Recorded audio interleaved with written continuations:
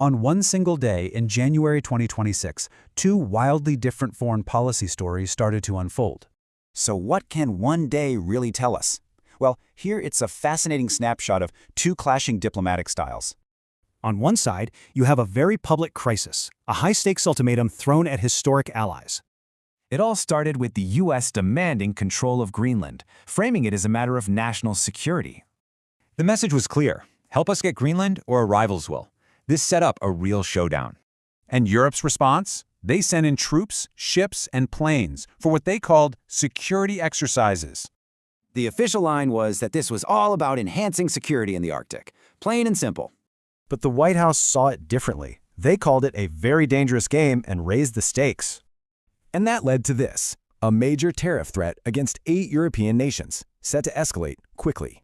Europe's reaction? It was swift, unified, and absolutely defiant. A chorus of condemnation. France's Macron didn't mince words, calling them unacceptable threats and promising a firm, united response. Sweden's prime minister was even more blunt. We will not be blackmailed. This is about sovereignty. Even the UK's opposition leader weighed in, saying, you just don't put tariffs on your own allies. And the EU Commission warned of a dangerous downward spiral, stressing that European unity would hold strong. And back in the US, well, public support for the move was incredibly low, just 17%.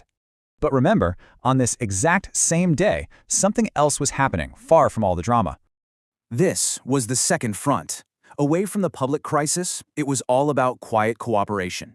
The US and Slovenia signed a nuclear deal in D.C., while their leaders held a friendly meeting in Florida.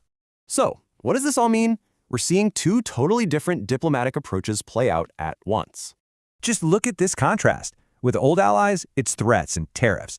With a partner like Slovakia, it's deals. Which leaves us with a huge question.